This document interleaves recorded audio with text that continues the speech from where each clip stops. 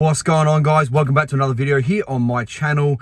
Got some news today, but just not a lot, but I thought I'd better get a video out before this weekend, as I probably won't get a video out and it'll all pile up for Monday again.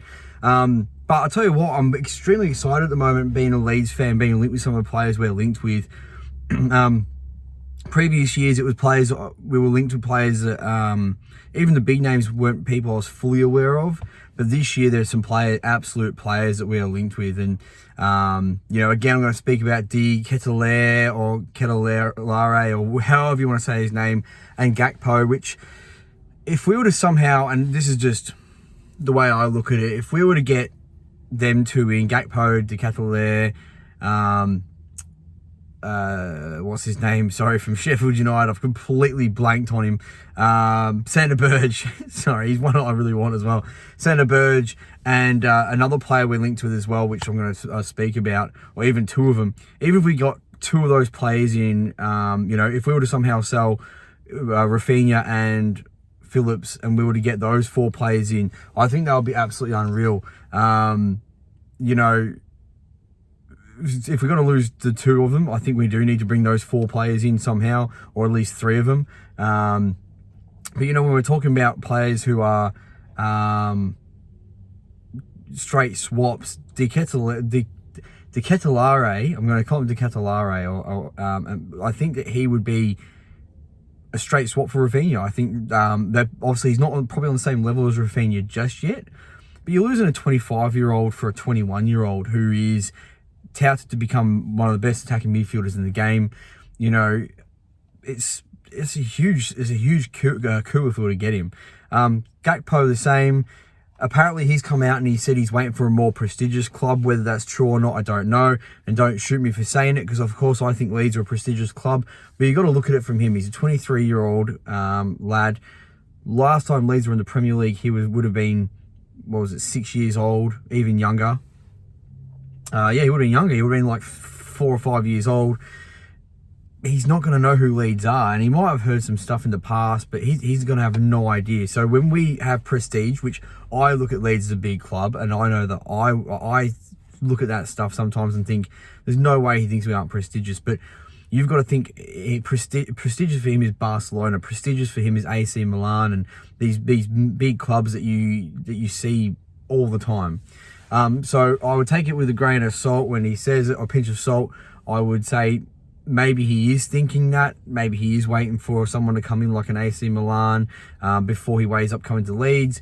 And that is all understandable. Remember, we did finish 17th in the league last year, and you're only as good as your last result. And he'll be looking for someone that maybe, you know, Newcastle's got a bit more of a, I'm going off sidetrack here, but you look at clubs like Newcastle that, yeah, they don't have Europe either, but everyone knows how much money they have, and everyone knows there's a project there. And while we know there's a project at Leeds and we're starting to actually get touted with some really good players, you got to remember that we don't have the money, or we don't have as much money as other clubs.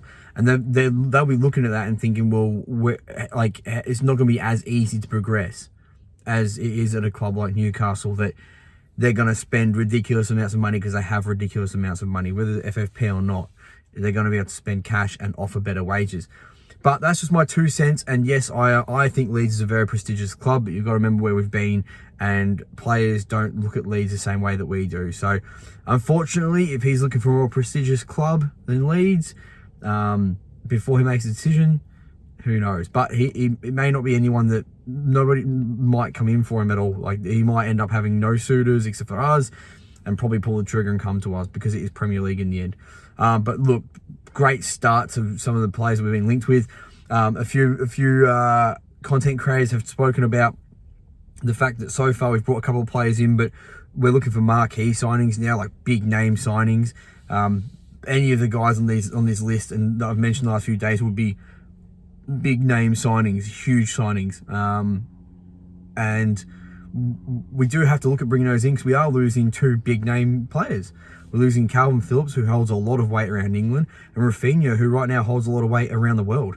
So we have to replace them with world beaters. We can't just replace them with, you know, Joe Bloggs from the Championship, who scored some goals this year. It's got to be world-class, either young talent that we can build up and sell on in the future for the same price Rafinha's going for or more, or someone who's going to stick around. And I think, Gakpo and De Ketelare, they're going to end up world beaters. Oh, well, De Ketelare will anyway. He's been working with Noah Lang as well. So and he's a better player than Noah Lang. So very interesting stuff. Pavada's getting a chance under Marsh, apparently. Not confirmed, but it says he's going to give Pavada a chance. I don't know where he fits in. Maybe attacking midfield, but he had an okay loan spell, broke his foot. I don't know. I don't think we can give him a chance as a squad player, but I just don't see a spot for Pavada anymore in this Leeds side, especially when we don't have any wingers. So I don't know about that one. But hey, look, if he works well and he gets back in the squad, fair play. I'll welcome him with open arms and, always sing his support as long as he's a Leeds United player. But I just don't see that how he's going to get back in the squad. Arsenal bid for Rafinha was so low that it left Leeds United officials baffled. That doesn't surprise me. There's no number. Whether it's true or not, I don't know. But it sounds very Arsenal. They've done it before. They've lowballed people and then been a smart ass and made it like 40 million plus £1 or whatever stupid thing it was. It doesn't surprise me. Arsenal tried to lowball us. They do that. Clubs are going to do that because it's little old Leeds and we need the money and blah, blah, blah. Well, joke's on you. We don't need the money. We don't need to sell. We can keep these guys for another couple of years. We can keep Phillips. We can keep Rafinha for another couple of years. And whether they like it or not, they're under contract and we can let them go on a free in 2 years' time, but get their service. And, if Rafinha and Phillips help push us up the table, the further up the table, the more money we make. So if they push us up the table, we make more money and we go buy more players. And then they stick around or they don't. But we have players there ready made and they go on a free, we buy a replacement. We are in a position now where we don't have to sell. Last year I would have said, got to keep him. We had to keep him, but we're in a position now where we can do both. We've brought new players in. We're still in a transition between Championship team and Premier League team, but it's another year on. More signings come in, starting to rotate that squad from the Championship squad, rotate through. We're starting to become a Premier League side now, who will hopefully stay in the league for a long, long, long time, for the rest of my lifetime, hopefully, to come. Hamed Jr. Traore, Sassuolo attacking midfielder, can also play centre mid. 22-year-old. Can't say I know much about him. I've watched him a little bit in the Serie A. I try to watch highlights of every game in Liga and the Serie A as well. I like Serie A. He's quick, decent pace, and he's technically good, technically sound. He's scored a few goals as well through midfield. He would be also a great signing. He's a young Ivory Coast player. Again, if we were to somehow get him, De Ketelare, and like Gakpo up front, or even if just one of the two, if we were to get some of these players in, it's a package deal as well. You can get him and De Ketelare probably for the price that we sell Rafinha for. And this is the point of, we want to sell Rafinha. We want to sell Rafinha because we want to get the money and we want to bring in players. And if that's what the club needs to do to bring these players in, then so be it. And seeing as Rafinha doesn't want it, the battery's trying to come up. Seeing as Rafinha doesn't really, not that he doesn't want to be here anymore, but it looks like he's trying to force a move a little bit. Yet apparently the transfer request was bullshit, but he probably has turned around to Radrizzani and stuff, and Jesse Marsh and said, look, I really would like a move. If you could get me a move, that'd be great. I feel like he's a very respectful person, so I'd be surprised if he's kicking up a massive stink about it. But you never know, but I don't see Rafinha doing that. I think he loves Leeds, and I think he loves the supporters, and I think he probably feels like he owes Leeds and owes us a little bit, because Marcelo Bielsa has sort of made him into this player. Like, he brought him in and they've made him into this player. Don't get me wrong, I think he would have got there eventually, but we have fast-tracked it. We've definitely fast-tracked it and brought attention to him. So I don't think he looks at Leeds as like a stepping stone and we're beneath him. I think he's probably very grateful of Leeds, and the fact that he felt £17 million was not enough from Rennes, he'll be appreciating that Leeds saying, no, we think you're worth 60, 70 million. Of course we do. We want to get the most we can for you because we rate you highly and we'd rather keep you. But if you want to move, we need to make sure we get the most money. He will appreciate that. And I truly believe that. So yeah, Junior Traore looks like a decent signing. Again, young. All these guys are young and up and coming and could be really, really good. And we really are following that Leicester model in a way. And some of these players are linked with Leicester's and AC Milan's, but I just really think that if we get a couple of these players in, it's going to be really exciting for next year. Otavio, we've had a £27 million bid rejected apparently for the 27-year-old. Plays for Porto, very, very good player. He's always linked with the top clubs but never made that move. Only issue is he has signed a new deal recently, and he's there for quite a while. £27 million is a lot of money to knock back. He is worth more than that. So we have tried to go in there and see what sort of test the waters if that's true. I think it's probably more like 35 to 40. That they'll probably be more looking at the £40 million mark. But we'll see how that goes. He'd be a great signing. 27, so he's in his prime years. Played in Europe.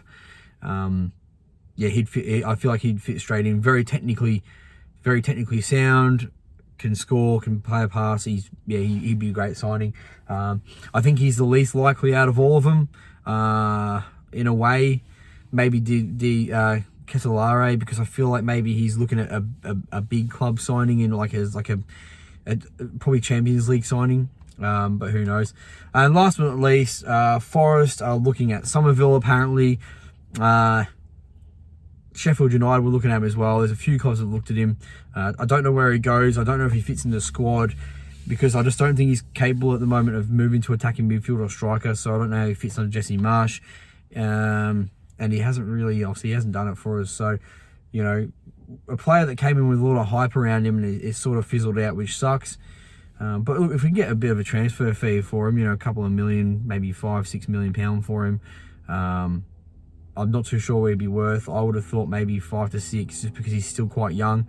But again, he hasn't really hit the ground running at any point. So it's sort of hard to slap a price tag on someone that hasn't really had a career yet. But let me know what you think he's worth in the comment section below. Let me know what you think about all this video. I've blabbed on a bit more, so it's a bit longer, but I've tried to make it a bit longer and have a chat to you guys and let you know where my head is at after this week, because some of the players we're linked with are just very exciting. Like it's all those FIFA and Football Manager signings that you make and they're coming to life. If they happen, it would be very exciting times. We are pushing for that top half of the ladder, and it was like we were consolidating this year to push on for next year. So fingers crossed we get 2 of those over the line. It doesn't matter which 2, Otavio, Junior Traore, De Ketelare or Gakpo. Doesn't matter. Any of them would do. Get all of them in the door. Spend 150 million, get them all in. But yeah, let me know in the comment section below what you think, and I'll speak to you next time. Peace. Enjoy your weekends.